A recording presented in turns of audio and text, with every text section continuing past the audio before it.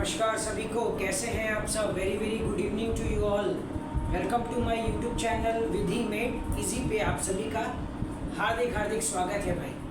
तो जैसा कि हम लोगों ने जो है प्रीवियस 2 लेक्चर्स में भारतीय साक्ष्य अधिनियम का हमारा जो सीरीज चल रहा है उसमें 2 लेक्चर्स में जो है हमने क्या किया, समझ लिया एविडेंस, फिर कंपैरेटिव स्टडी भी कर लिया इंडियन एविडेंस एक्ट ऑफ 1872 के साथ भारतीय साक्ष्य अधिनियम 2023 को।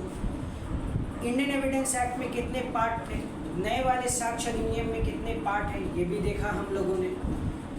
तो सभी चीज़ों को मैंने जो है बारीकी से बताया। साथ ही साथ अभी वाले एविडेंस में नया शेड्यूल भी आया, सेक्शन 63 का सब सेक्शन 4 था, उसका क्लॉज सी जो था जो बता रहा था। तो सभी बातों को जो है हमने और आपने दोनों मिलकर के टैकल कर लिया है। आज का जो हमारा लेक्चर है वो होने वाला है किस पर, चैप्टर नंबर 1। कौन सा पार्ट का है ये पार्ट नंबर 1 है। बताया था ना मैंने कि इंडियन एविडेंस एक्ट में टोटल कितने पार्ट हैं, टोटल 4 पार्ट है। 4 पार्ट में से ये पहला नंबर जो पार्ट है वो चैप्टर 1 को दर्शाता है, जिसमें हमें और आपको दोनों को कितने सेक्शन पढ़ने हैं, section number 1 and section number 2 पढ़ना है ना। तो जल्दी से हेडिंग लगा लो भाई और पेन कॉपी लेकर के बैठ जाओ। बेड पर सो करके, सोफे पर लेट करके मत देखो, उठ करके होशो हवास के साथ जो है एकदम बैठ जाओ, स्ट्रेट बैठो और कॉपी पेन निकाल करके लिखना स्टार्ट करो, ठीक है। तो हमारे सेक्शन नंबर 1 जो कहता है, आइए लिखते हैं हम लोग जल्दी जल्दी, क्योंकि ये लंबा थोड़ा चलेगा, ठीक है। पूरा खत्म करके ही मानूंगा मैं सेक्शन 1 सेक्शन 2 को। फिर सेक्शन 2 में जब बताऊंगा तो कुछ केस लॉस भी हैं, जैसे आर वर्सेस फॉस्टर का मामला है, ठीक है। उसके बाद फिर अब्दुल रज़ाक वर्सेस स्टेट का मामला है, ठीक है। और भी मामला है बताऊंगा। सेक्शन नंबर 1 जो कि है बेयर एक्ट होगा, ज़रूर ओपन कर देना, बिना बेयर एक्ट के मज़ा नहीं आएगा, समझ में भी नहीं आएगा। सेक्शन नंबर 1 जो हमारा कहता है वो कहता है short title, short title application and commencement, ठीक है, यही कहता है सेक्शन नंबर 1। देखो शॉर्ट टाइटल, एक एक को मैं अंडरलाइन करूंगा फिर बताऊंगा। शॉर्ट टाइटल क्या होगा भाई, तो दिस एक्ट कॉल्ड एज, क्या होगा इसका, भारतीय साक्ष्य अधिनियम 2023, ठीक है। अब बात करते हैं हम लोग एप्लीकेशन का, बात करते हैं एप्लीकेशन में क्या होगा, कहाँ अप्लाई होगा, to all judicial proceeding, to all judicial proceedings पे क्या होगा भाई, ये अप्लाई होगा, ठीक है, अप्लाई होगा। साथ ही साथ और किस पे एप्लीकेबल होगा, तो कोर्ट मार्शल पे, कोर्ट मार्शल पे, जो हमारा सेना वाला जो प्रोसीडिंग है उस पर भी ये एप्लीकेबल होगा। हमारा इससे प्रीवियस वाला जो इंडियन एविडेंस एक्ट ऑफ 1872 जो था ना, उसमें क्या था कि रेस्ट्रिक्शन था कि आर्मी एक्ट पर नहीं एप्लीकेबल होगा, एयरफोर्स एक्ट पर नहीं एप्लीकेबल होगा, साथ ही साथ आपका नेवी एक्ट पर, Indian navy and disciplinary act of 1934, इन सभी चीज़ों पर जो है एप्लीकेबल नहीं होता था। मगर अब की बात करें तो कोर्ट मार्शल का जब जिक्र कर दिया गया है और साथ ही साथ वहाँ पर कोई ऐसा जिक्र नहीं है कि ये आर्मी एक्ट पर जिक्र है एप्लीकेबल नहीं होगा, नेवी एक्ट पर एप्लीकेबल नहीं होगा, इसको लिख दिया तो इसका मतलब यही हो गया कि अब ये आर्मी एक्ट पर भी एप्लीकेबल है, नेवी एक्ट पर भी एप्लीकेबल है, ठीक है। उसके बाद और करके लिख देता हूँ, और Indian navy disciplinary act of 1934 पर भी ये एप्लीकेबल है, ठीक है। साथ ही साथ जो है, साथ ही साथ कहाँ है, अगर नोट डाउन करना है तो जल्दी से नोट डाउन कर लो भाई। दिख रहा है ना क्लियर? ठीक है। साथ ही साथ जो है ना ये और कहाँ एप्लीकेबल है तुम्हारा? एयरफोर्स एक्ट पर भी जो है एप्लीकेबल है। ठीक है, दो चीज मैंने बताया और आगे बढ़ते हैं।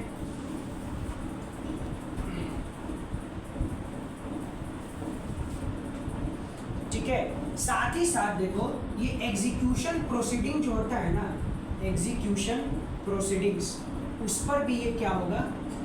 एप्लीकेबल होगा। अब ये मत पूछने लगना कि एग्जीक्यूशन प्रोसीडिंग्स क्या होता है, हा? पता ही होगा। अब लॉ के स्टूडेंट हो तो लॉ के स्टूडेंट को अगर एग्जीक्यूशन प्रोसीडिंग्स के बारे में नहीं पता है तो फिर क्या ही पढ़े। ठीक है, लेकिन मुझे पता है कि कोई ना कोई एक ऐसा बंदा जरूर होगा जिसको ये भी नहीं पता होगा। देखता हूँ जरा कमेंट बॉक्स में क्या आता है। ठीक है, चलो अब जरा ये देखो सेक्शन 1 में और बात कहा गया है कि अब ये कहाँ कहाँ एप्लीकेबल नहीं होगा, मतलब नॉट अप्लाई कहाँ नहीं होगा। ठीक है, तो वहाँ एक और बात आएगा जब बेयर एक्ट में देखोगे तो देखना वहाँ लिखा होगा आर्बिट्रेटर। ठीक है, या फिर कह सकते हैं इसको हम लोग आर्बिट्रेशन की प्रोसीडिंग में, आर्बिट्रेशन प्रोसीडिंग्स में जो है ये एप्लीकेबल नहीं होगा, है ना? बोलो भाई। साथ ही साथ ये जो एफिडेविट है वहाँ एप्लीकेबल नहीं होगा।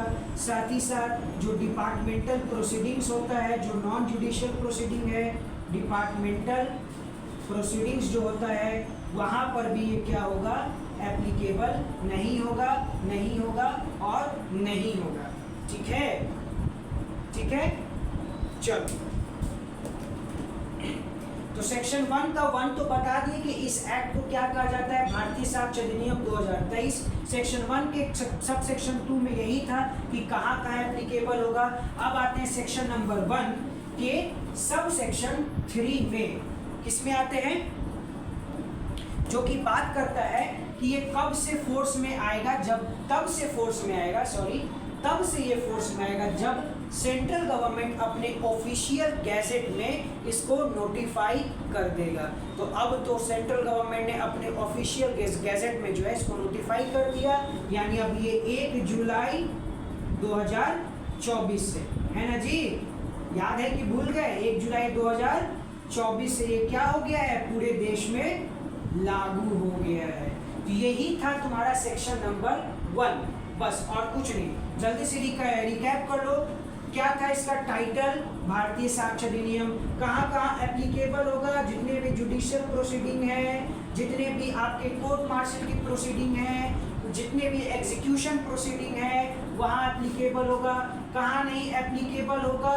तो जो भी तुम्हारा एफिडेविट है, ठीक है, या फिर कहो डिपार्टमेंटल प्रोसीडिंग है वहाँ एप्लीकेबल नहीं होगा, या फिर ये कहो और क्या कहो बताओ, जल्दी जल्दी बताओ भाई। या फिर आर्बिट्रेशन प्रोसीडिंग है वहाँ पर भी एप्लीकेबल नहीं होगा। ठीक है, यही सब है तुम्हारा सेक्शन नंबर 1 में। चलो अब आते हैं सेक्शन नंबर हम लोग 2 में। किसमें आते हैं? सेक्शन नंबर 2 में।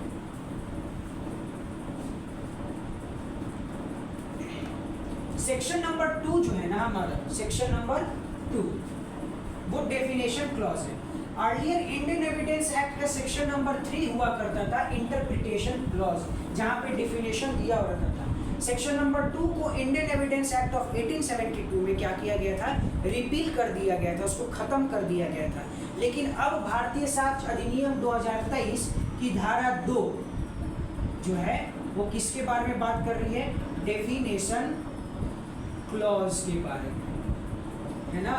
अब आते हैं जरा 2 के 1 के ए पे, जिसको जिक्र किया गया है कोर्ट। कोर्ट क्या होगा? यही होगा। बेयर एक्ट उठाना तो देखना तुमको मिलेगा कि कोर्ट क्या होता है। कोर्ट क्या होगा? जितने भी ऑल जजेस एंड मैजिस्ट्रेट होंगे, जहां पर बैठते होंगे वह कोर्ट कहलाएगा। साथ ही साथ और कौन? वैसे पर्सन्स, ठीक है, who legally entitled to take evidence, ठीक है। वो क्या, वहां पर क्या होगा, उस जगह को क्या कहेंगे, कोर्ट कहेंगे, ठीक है। ऑल जजेस एंड मैजिस्ट्रेट, जहां पर में जजेस होंगे या मैजिस्ट्रेट होंगे वह कोर्ट कहलाएगा। या फिर वैसे पर्सन जिसको लीगली इंटाइटल किया गया है एविडेंस देने के लिए, वह क्या कहलाएगा, कोर्ट कहलाएगा, ठीक है। इसमें जो है तुमको एक्सेप्ट कहा है, एक्सेप्ट क्या, आर्बिट्रेटर, ये नहीं होगा। अगर आर्बिट्रेटर जहां पे बैठता है वो कोर्ट नहीं कहलाएगा, ठीक है। समझे कि नहीं समझे बताओ। या फिर तुम्हारा जो कंज्यूमर कोर्ट होता है ना, वो अलग होता है, ठीक है, ये सब नहीं होगा, ठीक है। होगा क्या, बाय जजेस एंड मैजिस्ट्रेट या person who legally entitled to take evidence, यही होगा, ठीक है। कोई दिक्कत, चलो कोई दिक्कत नहीं। अब आते हैं हम लोग कंक्लूसिव प्रूफ पर, बी पे, इस पे आते हैं बी पर, 2 के बी पर, हाँ 2 के बी पे। बोर तो नहीं हो रहे हैं ना, बोर नहीं हो रहे तो जल्दी से लाइक एंड सब्सक्राइब कर दो भाई। कंक्लूसिव प्रूफ, ठीक है।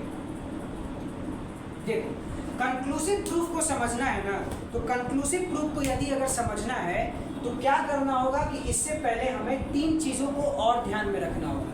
वो 3 चीज़ जो है मैं बताता हूँ, चलो नोट डाउन कर लेना, ठीक है।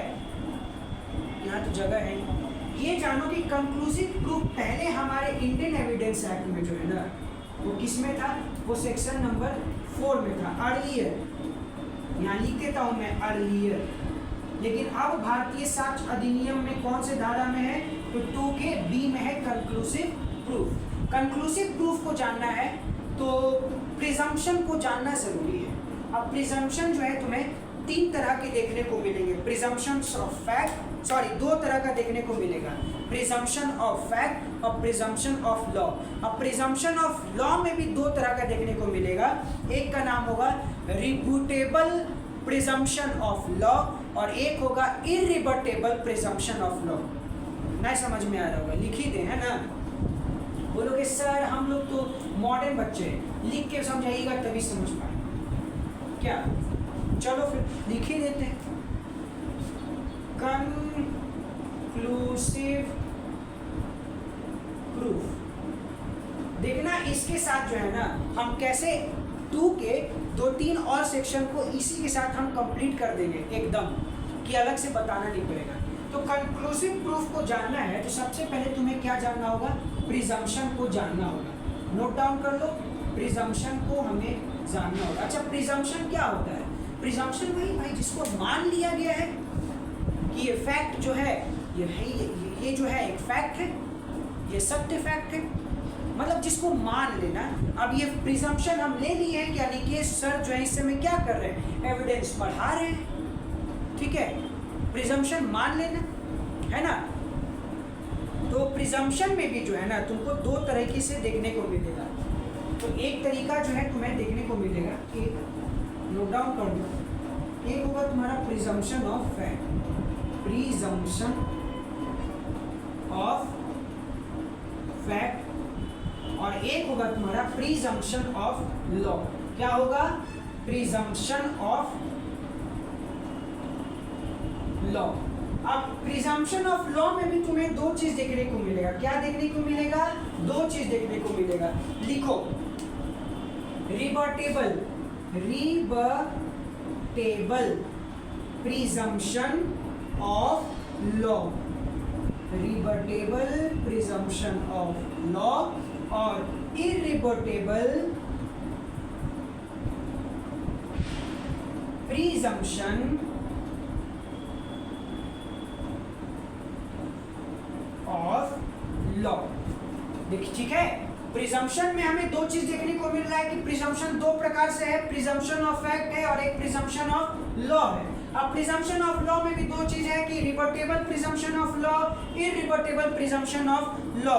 तो अब देखो प्रिजम्पशन ऑफ फैक्ट में तुम्हें एक चीज हम एकदम ब्रह्मास्त्र दे रहे हैं कि जहां कहीं पर भी लिखा हुआ तुम्हें बेयर एक्ट में किसी भी जजमेंट में अगर देखने को मिल जाएगा या फिर कहीं पर भी किसी भी बुक में अगर देखने को मिल जाएगा, द कोर्ट में हैव डिस्क्रिशन, इस तरह का अगर वर्ड देखने को मिल जाएगा, उसमें भी क्या एकदम स्पेसिफिक में, अगर में तुम्हें देखने को मिल जाएगा तो समझ लेना कि वह प्रिजम्पशन ऑफ फैक्ट है, ना कि प्रिजम्पशन ऑफ लॉ है। क्या है? वह प्रिजम्पशन ऑफ फैक्ट है। तो देखो बहुत ही अच्छा ब्रह्मास्त्र दे दिए कि जहां कहीं पर भी में शब्द का प्रयोग तुम्हें देखने को मिलेगा वह प्रिजम्पशन ऑफ फैक्ट होगा। ठीक है, बोलो। द कोर्ट में हैव डिस्क्रिशन का मतलब हो गया कि कोर्ट के पास डिस्क्रिशनरी पावर है भी, कि वह मान भी सकता है किसी चीज को, नहीं भी मान सकता है। कोर्ट मान भी सकता है कि यह जो है कैमलिन का कलम है, या नहीं भी मान सकता है कि इसको कैमलिन नाम की कंपनी ने बनाया होगा। ये किस पे निर्भर है? कोर्ट पे निर्भर है। अब जैसे है ना भाई कि हीनियस ऑफेंस में जैसे रेप वगैरह के जो ऑफेंस होते हैं उसमें एंटीसिपेटरी मिल भी सकता है, नहीं भी मिल सकता है एंटीसिपेटरी बेल। ये हाई कोर्ट क्या डिस्क्रिशनरी पावर है, ठीक है, हाई कोर्ट के पास मतलब अपर कोर्ट के पास जो है उसका डिस्क्रिशनरी पावर है कि वो तुम्हें जो है बेल दे भी सकता है या बेल नहीं भी दे सकता है इन केस ऑफ हीनियस ऑफेंसेस। ठीक है, अब आते हैं रिबर्टेबल प्रिजम्पशन ऑफ लॉ। जहां कहीं पर भी तुम्हें देखने को मिल जाएगा रिबर्टेबल प्रिजम्पशन ऑफ, पकड़ लेना कि यही है सेल प्रिज्यूम। क्या देखने को मिल जाएगा? सेल प्रिज्यूम, मतलब कि कोर्ट को मानना ही पड़ेगा कि ऐसा फैक्ट जो है क्या करता है, एग्जिस्ट करता है। मगर इसमें यहाँ एक वर्ड जोड़ दिया गया रिबर्टेबल। क्या जोड़ दिया गया? रिबर्टेबल, मतलब कि अगला पार्टी को क्या किया जाएगा, ये तुम्हें कहते हैं हम लोग, क्या उसको भी बोलते हैं हम लोग भाई, चांस दिया जाएगा। ठीक है, उसको जो है एक मौका दिया जाएगा कि तुम इस फैक्ट के नॉन एग्जिस्टेंस का प्रूफ करो, या जो पिटिशनर ने मतलब जो प्लेंटिफ ने जो कहा है, जिस बात को कहा है, जिस फैक्ट को बताया है, उसको तुम क्या करो, डिस्प्रूव करो। तो जहां पर भी सेल प्रिज्यूम देखने को मिलेगा तो कोर्ट मान लेगी अनटिल एंड अनलेस कोई अगला पार्टी आकर के उसको डिस्प्रूव ना कर दे। तो ये है तुम्हारा rebuttable presumption of law. For example जैसे कि अभी हमारे देश में इंडियन एविडेंस एक्ट ऑफ 1872 को क्या किया गया, खत्म कर दिया गया। ठीक है, लेकिन कल को इसी पर सवाल उठता है, कोई ऐसा नया इंसान आता है जो कि सवाल उठाता है कि नहीं हमारे देश में इंडियन एविडेंस एक्ट ऑफ 1872 अभी भी लागू है। ठीक है, तो इसको डिस्प्रूव करने का भी अगले पार्टी को मौका दिया जाएगा कि तुम डिस्प्रूव करो कि अब इंडियन एविडेंस एक्ट 1872 1 जुलाई के बाद भारत पे लागू नहीं है। तो इस समझ जाओ कि इस केस में क्या होगा कि मौका दिया जाएगा सेल प्रिज्यूम में। लेकिन यहाँ शायद का प्रयोग कर दिया गया है, तो जब तक कोई आके डिस्प्रूव ना कर दे तब तक कोर्ट को मानना ही पड़ेगा। लेकिन in case of irrebuttable presumption of law में कोई मौका नहीं दिया जाएगा ओपोनेंट पार्टी को, कोई मौका नहीं दिया जाएगा। ठीक है, not even a single piece of time, sorry not even a single duration of time, piece of time नहीं यार, हम भी गड़बड़ बोल देते हैं आप लोगों के साथ। Not even a single duration of time, कोई मौका नहीं दिया जाएगा अगले को कि तुम आकर के एविडेंस दो। यही तुम्हारा बन जाएगा कंक्लूसिव प्रूफ।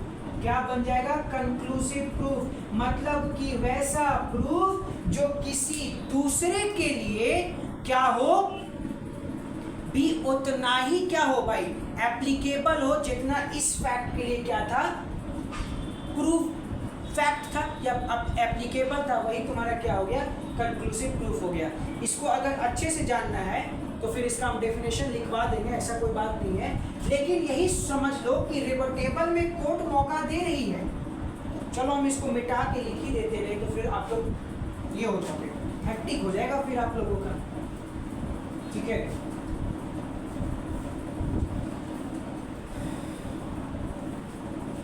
तो देखो बातों बातों में हम लोग कंक्लूसिव प्रूफ पे आ गए। ठीक है ना, अभी हम क्या बताए, रिबर्टेबल प्रिजम्पशन ऑफ लॉ। और क्या होता है? इररिबटेबल प्रिजम्पशन ऑफ लॉ। इसमें हम क्या बोले कि भाई सेल्फ प्रिज्यूम अगर तुम्हें देखने को मिल जाएगा तो तुम समझ लेना कि ये रिबुटेबल प्रिजम्पशन ऑफ लॉ है। इसमें और क्या होता है कि कोर्ट अलाउ ओपोनेंट पार्टी, कह सकते हैं ओपोनेंट पार्टी टू डिस्प्रूव, ठीक है ना।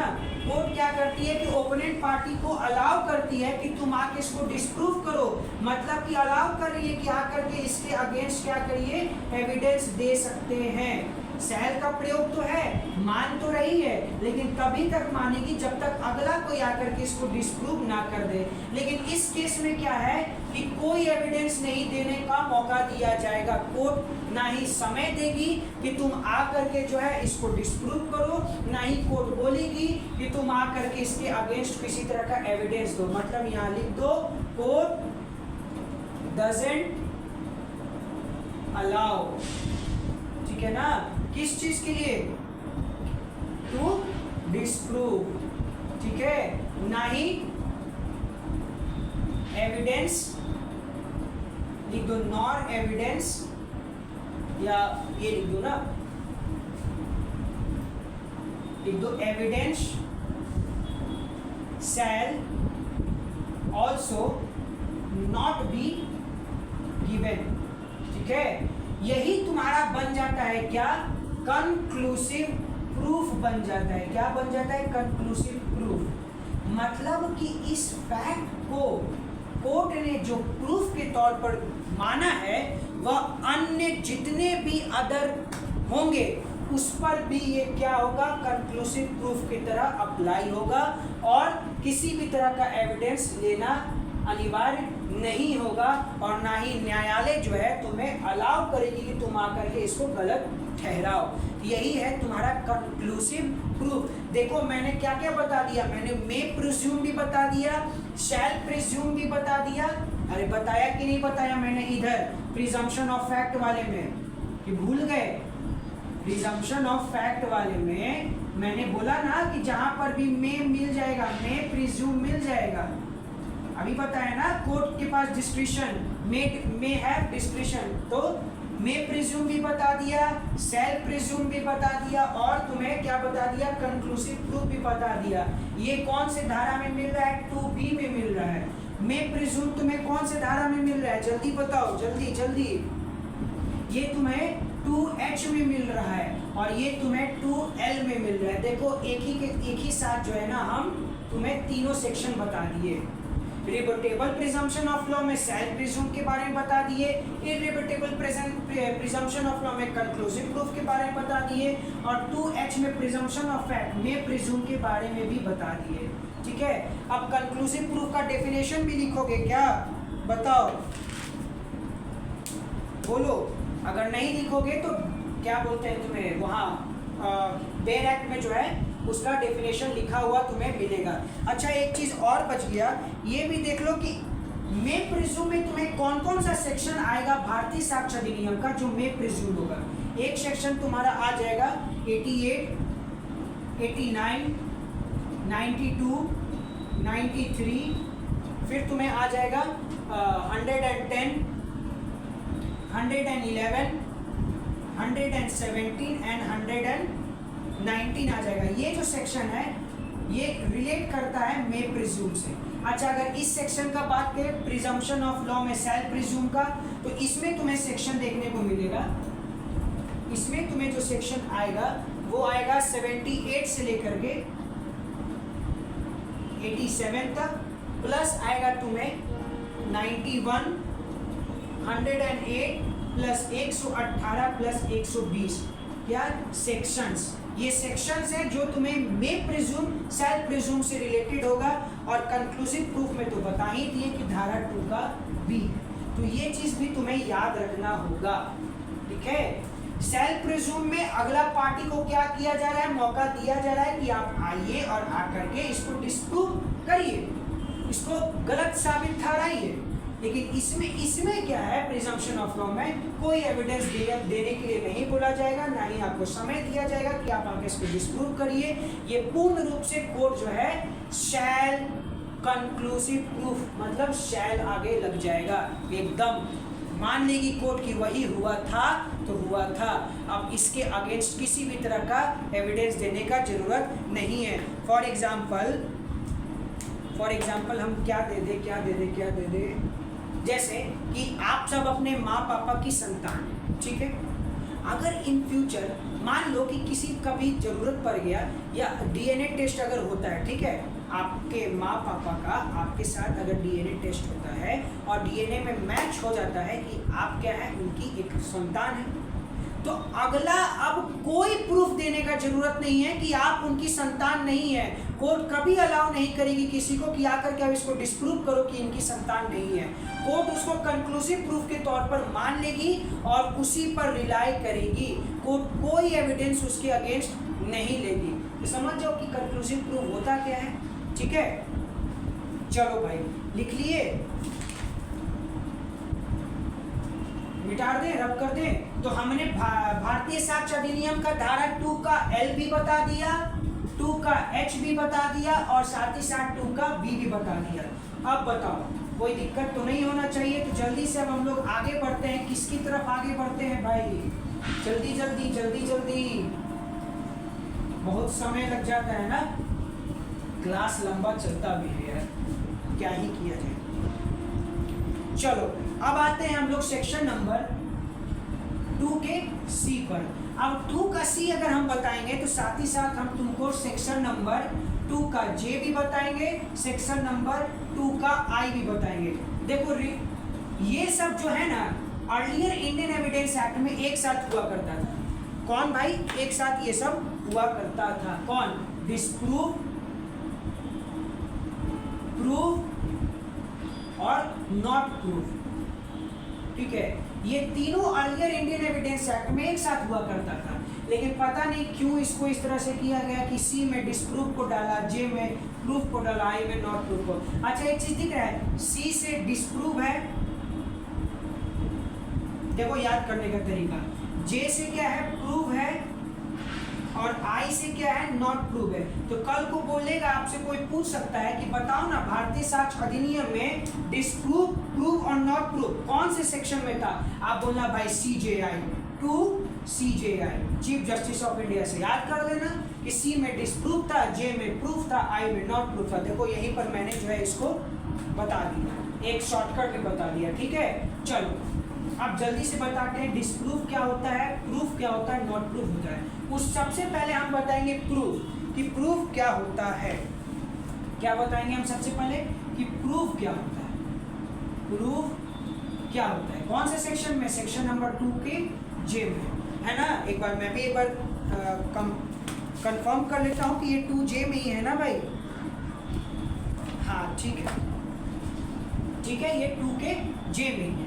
देखो प्रूव्ड फैक्ट क्या होता है ना, कि जब कोई भी चीज को हम पेश कर रहे हैं उसके नॉन एग्जिस्टेंस का बोध अगर वो करा रहा होगा, ठीक है। मान लो कि किसी कोर्ट में जो है हम इसको क्या कर रहे हैं, पेश कर रहे हैं, इसको पेश कर रहे हैं। ये इंडियन एविडेंस एक्ट ऑफ 1872 का एक किताब है, इसको हम पेश कर रहे हैं। इसका नॉन एग्जिस्टेंस का अगर कोई फैक्ट या एविडेंस अगर बोध करा रहा होगा, बता रहा होगा कि अब ये एप्लीकेबल नहीं है, अब इसका कोई अस्तित्व नहीं है, तो वह क्या कहलाएगा, प्रूव्ड कहलाएगा। मतलब समझे कि कोई भी चीज को यदि हम अगर पेश करते हैं और पेश करने के दौरान ही अगर उसका नॉन एग्जिस्टेंस का पता चल जाता है तो वह क्या होता है, प्रूव्ड कहलाता है। और डिस्प्रूव क्या होगा भाई, 2 का C, डिस्प्रूव्ड क्या होगा कि भाई कोई भी चीज यदि अगर हम क्या बोलते हैं, प्रस्तुत कर रहे हैं या पेश कर रहे हैं और उसके नॉन एग्जिस्टेंस का क्या करा रहा होगा, बताओ जल्दी बताओ, नॉन एग्जिस्टेंस का क्या करा रहा होगा, बोध करा रहा होगा, बता रहा होगा, इतना इसमें घबराने वाली क्या बात है? प्रूफ में क्या बताया कि कोई भी चीज़ को पेश किए कि इसका एग्जिस्टेंस है, लेकिन अगला आकर के क्या किया कि कह दिया कि नॉन एग्जिस्ट करता है। तो क्या कहलाया भाई? क्या प्रूफ हो गया कि इस तरह का कोई फैक्ट अब एग्जिस्ट नहीं करता है, या फिर कोई भी चीज़ हम पेश कर रहे हैं, ठीक है, और अगला आकर के भी यही बता रहा है कि ये जो है एग्जिस्ट करता है नेचर में, या तो ये क्या होगा? प्रूफ कहलाएगा। लेकिन कोई चीज़ को हम पेश कर रहे हैं और उसी में पता चलता है कि ये अब जो है नॉन एग्जिस्ट करता है, इसका कोई अस्तित्व नहीं है, किसी भी तरह का अस्तित्व नहीं है, तो वह क्या कहलाएगा? डिसप्रूव कहलाएगा। तो लिख लो कि जब कोई भी चीज़ पेश करने पर उसके एग्जिस्टेंस या नॉन एग्जिस्टेंस का क्या होता है? बोध होता है, तो वह क्या कहलाएगा? डिसप्रूव कहलाएगा। ठीक है, समझे? एग्जिस्टेंस का भी और नॉन एग्जिस्टेंस का भी, ठीक है ना। अगर इसका क्या करा रहा है? बोध करा रहा है, ठीक है। मतलब इतना हिंदी मत लिखो यार, नहीं तो फिर समझ नहीं आएगा। मतलब कि बता रहा है, ठीक है, बता रहा है या तो एग्जिस्टेंस का या नॉन एग्जिस्टेंस का, वह क्या कर रहा है? डिसप्रूव कर रहा है। लेकिन यहीं पे यहाँ पर ये चीज़ क्या कर रहा है? यदि उसके नॉन एग्जिस्टेंस का क्या कर रहा है? बता रहा है, तो क्या कहलाएगा तुम्हारा? प्रूफ कहलाएगा। तो लिख लो,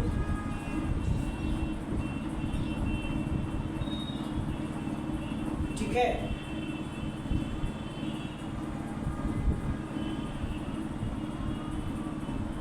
उल्टा लिख दिए क्या हम जी? अरे सॉरी, देखो हम उल्टा लिख दिए, देखो, ओहो सॉरी यार, देखो उल्टा लिख दिए। देखो 2kg में बोलोगे कि सर आजकल दिमाग कहीं और रख के आ रहे हैं ना। देखो प्रूफ में क्या है कि जो कोई भी चीज लिख देते यार, जो कोई भी चीज पेश कर रहे हैं उसके एग्जिस्टेंस या नॉन एग्जिस्टेंस का बोध करा रहा होगा। लिख सकते हैं बोध करा रहा है या बता रहा है,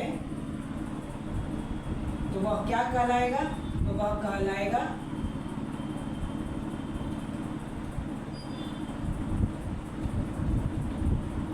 प्रूव्ड फैक्ट। क्या कहलाएगा?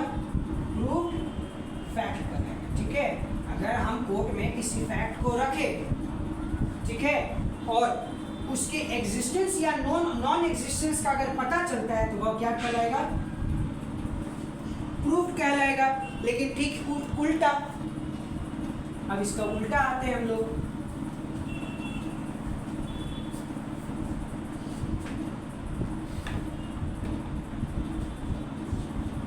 के सी पे, जो कि बात करता है डिसप्रूव के बारे में। वहां पर क्या लिखेंगे? कोई भी चीज को रख रहे हैं तो उसके एग्जिस्टेंस या नॉन एग्जिस्टेंस का। यहां पर सिंपली अगर उसके नॉन एग्जिस्टेंस के बारे में बता रहा है, नॉन एग्जिस्टेंस के बारे में बता रहा है, तो वह क्या कहलाएगा? डिसप्रूव कहलाएगा। और साथ ही साथ 2 का आई तुम्हारा क्या है? Not prove. जो नॉट प्रूव क्या बताएगा? जो ना ही प्रूव कर रहा हो और ना ही डिसप्रूव कर रहा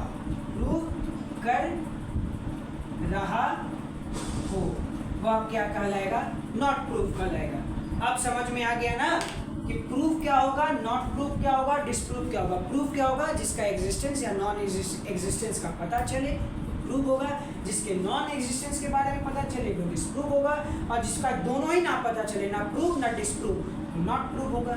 तो हो गया, देखो 3 सेक्शन। 2 का जे भी कंप्लीट हो गया, 2 का आई भी कंप्लीट हो गया, और 2 का सी भी कंप्लीट हो गया। इससे पहले हम लोगों ने 2 के बी का भी पता लगा लिया, 2 के एच का भी पता लगा लिया, 2 के एल का भी पता लगा लिया। साथ ही साथ हम लोगों ने 2 का 1 भी देखा, 2 भी देखा, मतलब उसका ए देखा और हम लोगों ने उसका बी वगैरह सब देख ही लिया। तो अभी तक हम लोगों ने इतने सेक्शंस को क्या किया, टैकल कर लिया है। अब आते हैं हम लोग जल्दी से 2 के डी पर, फिर ई बचेगा और क्या बचेगा, भी बहुत बचेगा, थोड़ा लंबा वीडियो तो जाएगा यार, क्या ही कहा जाए, दिल्ली क्लास है तो मन से देखते रहना। चलो अब हम लोग आते हैं 2 के डी पर, जो कि बताता है डॉक्यूमेंट।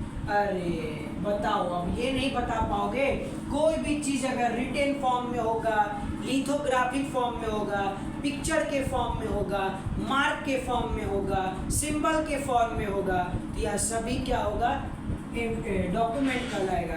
साथ ही साथ अगर डिजिटल फॉर्म में भी होगा, इलेक्ट्रॉनिक फॉर्म में भी होगा, तो क्या कहलाएगा, डॉक्यूमेंट। एक ही चीज़ बस हम रिपीट करेंगे 2 का 6, जो कि अब बात कर रहा था कि इलेक्ट्रॉनिक रिकॉर्ड्स और डिजिटल रिकॉर्ड्स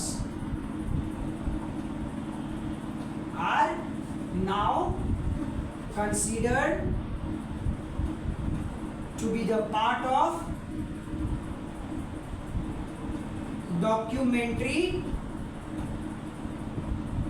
एविडेंस, है ना। वेर एक्ट में देखना, इलस्ट्रेशन में भी लिखा होगा, और साथ ही साथ सभी पॉइंट को देखना। 2 का 6 बता दी क्योंकि ये न्यूली ऐड किया गया था कि अब इलेक्ट्रॉनिक रिकॉर्ड और डिजिटल रिकॉर्ड को भी जो है ना क्या किया गया है, कंसीडर किया गया है पार्ट ऑफ डॉक्यूमेंट्री एविडेंस में। ऐसा नहीं है कि डॉक्यूमेंट्री एविडेंस में इलेक्ट्रॉनिक रिकॉर्ड और डिजिटल रिकॉर्ड को आज पहली बार कहा जा रहा, मतलब रखा तो पहली बार गया है हमारे साक्ष्य अधिनियम में, लेकिन इसका जिक्र ऐसा नहीं कि पहली बार हुआ है। इससे पहले भी सुप्रीम कोर्ट ने जो है ना राम सिंह के केस में, राम सिंह वर्सेस कॉलोनियल राम, क्या था, कर्नल राम सिंह, ठीक है, कर्नल राम सिंह के केस में 1985 का शायद केस था, देख लेना, सुप्रीम कोर्ट का होगा। इस केस में भी सुप्रीम कोर्ट ने जो है ना कहा है कि इलेक्ट्रॉनिक रिकॉर्ड और डिजिटल रिकॉर्ड जो है वो डॉक्यूमेंट्री एविडेंस का पार्ट है, ठीक है। चाहो तो नोट डाउन कर लो। चलो अब रब करते हैं, बातें 2 के ई पर। किस पे आते हैं हम लोग, 2 के ई पे आते हैं, जल्दी से। 2 का ई क्या है भाई, एविडेंस। 2 का ई क्या है, ई फॉर एविडेंस। क्या होता है, साक्ष्य। अच्छा बताना, उस दिन भी तो भूल गए थे कि आखिर एविडेंस आया, बना कैसे, एविडेंस कहलाएगा कब, तो याद रखो जब किसी भी फैक्ट को हम क्या करते हैं कि कोर्ट में रखते हैं, जब किसी भी फैक्ट को कोर्ट में रखते हैं तो वह क्या बन जाता है, प्रूफ। क्या बन जाता है, प्रूफ बन जाता है। और इसी प्रूफ को जब कोर्ट क्या कर ले, रिकॉर्ड पर ले ले या एक्सेप्ट कर ले, तो वह क्या बन जाता है, एविडेंस बन जाता है, साक्ष्य बन जाता है। समझ में आ गया ना कि जब किसी भी फैक्ट को कोर्ट में रखते हैं तो प्रूफ बन जाता है, और इसी प्रूफ को जब माननीय न्यायालय एक्सेप्ट कर लेती है, रिकॉर्ड पर ले लेती है, रजिस्टर कर लेती है, तो वह क्या बन जाता है, साक्ष्य बन जाता है, ठीक है। अब हमारे भारतीय साक्ष्य अधिनियम में जो है तुमको क्या कहते हैं, एविडेंस को भी 2 भाग में बांटा गया।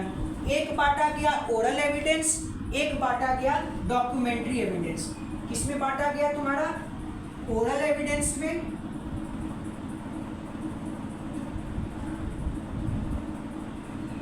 एक क्या बांटा गया, डॉक्यूमेंट्री एविडेंस में। किसमें, डॉक्यूमेंटरी एविडेंस, ठीक है। अब भाई ओरल एविडेंस क्या होगा, अरे यार जो साक्ष्य हम बोल करके प्रस्तुत कर रहे हैं कोर्ट में वह ओरल एविडेंस कहलाएगा, और जो साक्ष्य किसी रिटन फॉर्म में होगा, डिजिटल फॉर्म में होगा, इलेक्ट्रॉनिक फॉर्म में होगा, वह क्या होगा, डॉक्यूमेंट्री एविडेंस होगा। ये भी कोई सोचने वाली बात है क्या, भूलने वाली बात तो है नहीं, बताओ। अब एविडेंस में का 2 पार्ट ओरल और डॉक्यूमेंट्री है, तो ओरल तो समझ में आ रहा है ना, ओरल एविडेंस का ही पार्ट क्या है, हियर से एविडेंस, है ना। हियर से एविडेंस भी जो है वो ओरल एविडेंस का ही पार्ट है। खैर वो आगे बताएंगे। लेकिन ओरल एविडेंस कोई पूछ दे तो क्या होगा कि जो हम स्टेटमेंट कोड को बोल करके बता रहे हैं एज अ एविडेंस, वो क्या कहलाएगा? ओरल एविडेंस कहलाएगा। ठीक है, अब बताओ। और डॉक्यूमेंट्री एविडेंस जो रिटेन फॉर्म में होगा, पिक्चर के फॉर्म में होगा, मार्क के फॉर्म में होगा, साइन के फॉर्म में होगा, डिजिटल रिकॉर्ड में होगा, इलेक्ट्रॉनिक रिकॉर्ड में होगा, या अभी जो हम लिख दिए वो एक डॉक्यूमेंट्री एविडेंस है।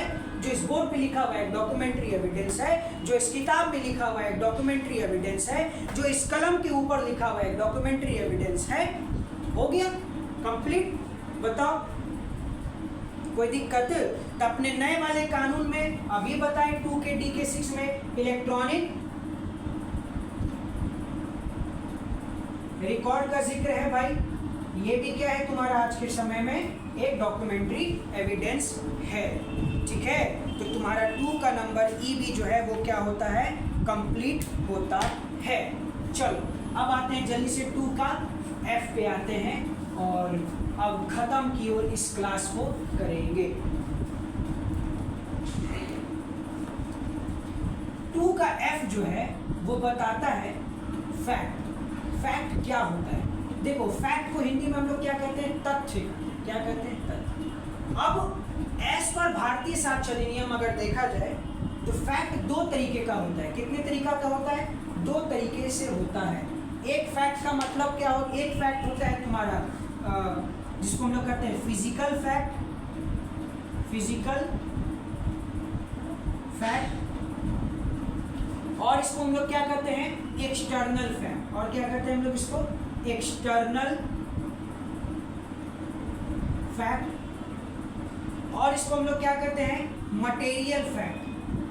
ठीक है, मटेरियल फैक्ट। ठीक है, अगर बात करें इधर साइड तो इधर साइड क्या होता है तुम्हारा? बताते मेंटल फैक्ट। क्या होगा? Mental fact. इसी को क्या कहते हैं? Internal fact. ठीक है, इसी को क्या कहते हैं? Psychological, PSCHY, psychological fact. ठीक है, अच्छा क्या होता है फैक्ट? अरे जो कुछ भी हमारे आँख के सामने है वो फैक्ट है। ये कलम है, ये फैक्ट है। हम यहाँ पढ़ा रहे हैं, ये फैक्ट है। ये एक किताब है, ये फैक्ट है। जो कुछ भी हमारे नजरों के सामने है, anything existing is a fact. जो कुछ भी एग्जिस्ट करता है वो क्या है? फैक्ट है। समझे कि नहीं समझे? अब बताएंगे फिजिकल फैक्ट और मेंटल फैक्ट क्या होता है। जल्दी से इसको रब कर देते हैं भाई। चलो चलो चलो, पसंद आ रहा होगा तो लाइक सब्सक्राइब कर देना मेरे प्यारे बच्चों। ठीक है, तो क्या बताना था? बताना था फिजिकल फैक्ट। फिजिकल, ठीक है। फिजिकल फैक्ट क्या होता है कि जिसको हम महसूस कर लें वह क्या कहलाएगा? Physical fact. लिख लो, such kind of fact, such kind of fact which feel by our sense organs. ठीक है, जिसको हम अपने सेंस ऑर्गन्स की मदद से महसूस कर सकते हैं, टच कर सकते हैं, वह क्या कहलाएगा? तुम्हारा फिजिकल फैक्ट कहलाएगा। लेकिन अगर बात करें मेंटल फैक्ट के बारे में, मेंटल फैक्ट के बारे में, तो ये फैक्ट क्या होगा? Such kind of fact do not feel by our sense organ. जिसको हम अपने सेंस ऑर्गन से महसूस नहीं कर सकते वह क्या कहलाएगा? Mental fact. अब जैसे किसी का नॉलेज जो है तुम महसूस कर सकते हो क्या? नहीं। क्या तुम किसी का इंटेंशन, जिसको कहते हैं इरादा, महसूस कर सकते हो क्या? नहीं। बताओ, आईपीसी में पढ़ोगे मेंस रिया पढ़ोगे, मतलब गिल्टी माइंड। तो ये सब तुम महसूस थोड़ी कर सकते हो।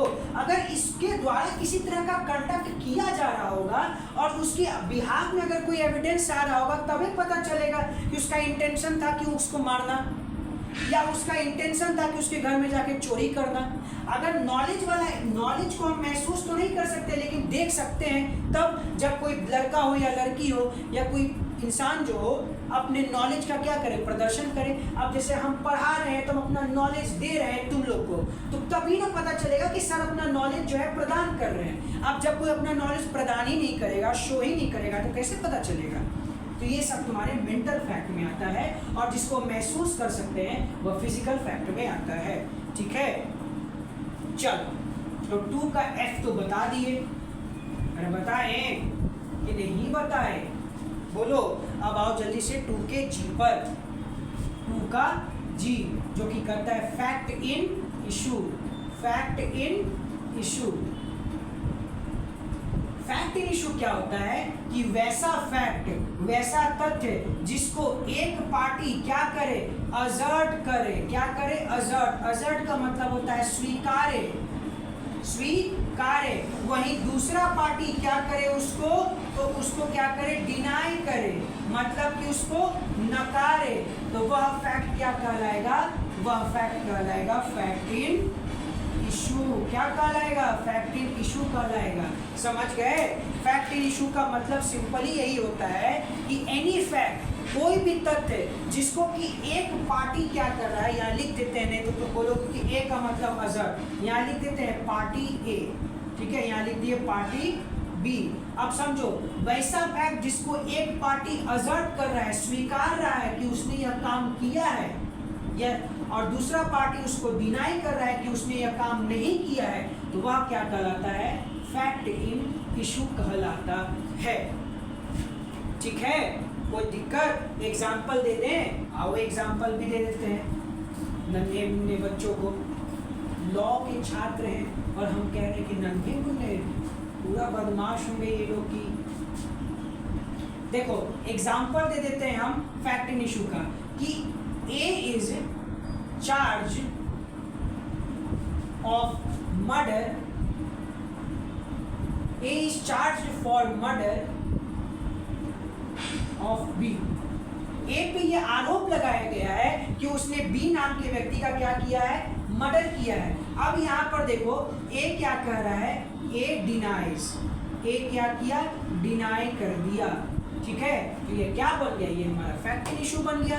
अब बताओ एक आदमी जो है ए पर ये इल्जाम लगा रहा है कि उसने बी का मर्डर किया, लेकिन वहीं पर ए जो है आकर के क्या करता है, उसको डिनाई कर देता है, तो वह क्या बन जाता है, फैक्ट इन इशू बन जाता है। मगर और मगर, अगर सी नाम का आदमी आया और कहा कि C saw that A killed B, ठीक है, सी नाम का आदमी आता है और कहता है कि मैंने देखा है कि ए ने बी को मारा है, तो ये क्या बन जाएगा, एक रेलेवेंट फैक्ट बन जाएगा। क्या बन जाएगा, रेलेवेंट फैक्ट बन जाएगा।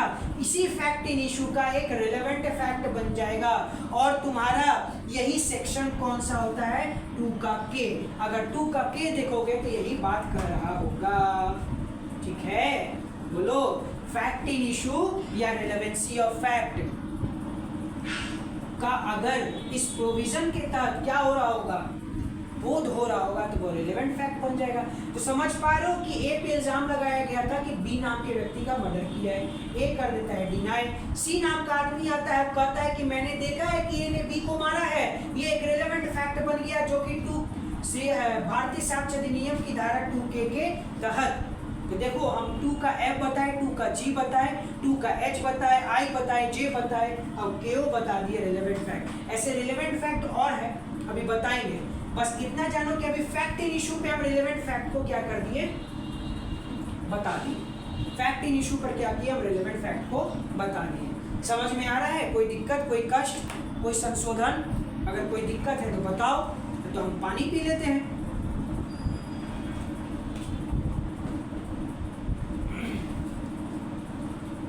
चलो अब एक सवाल आता है मन में कि क्या फैक्ट इन इशू केवल और केवल क्रिमिनल मैटर में होगा क्या?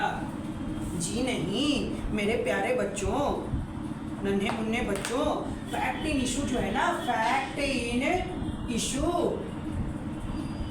केवल क्रिमिनल मैटर में ही नहीं, सिविल मैटर में भी होता है। सिविल मैटर में भी देखने को मिलेगा और क्रिमिनल मैटर में भी देखने को मिलेगा। समझ में आया कि फैक्ट इन इशू जो है सिविल मैटर में ही नहीं, केवल क्रिमिनल मैटर में भी देखने को मिलेगा। सिविल मैटर में कब देखने को मिलेगा कि जब एक पार्टी क्या कर रही होगी, प्लेंट दाखिल कर रही होगी। क्या प्लेंट दाखिल कर रही होगी बी नाम के पार्टी के अगेंस्ट, और वहीं पे बी नाम का आदमी आता है, कहता है कि जो प्लेंट दाखिल किया है हम उसको डिनाई करते हैं, ऐसा कुछ हुआ ही नहीं है, तो वह क्या कहा जाएगा कि सिविल मैटर में भी फैक्ट इन इशू हुआ है। समझ में आया कि नहीं आया? लेकिन क्रिमिनल मैटर में अगर फैक्ट इन इशू का बात करें कि जब चार्ज फ्रेम किया जा रहा होगा, चार्ज फ्रेमिंग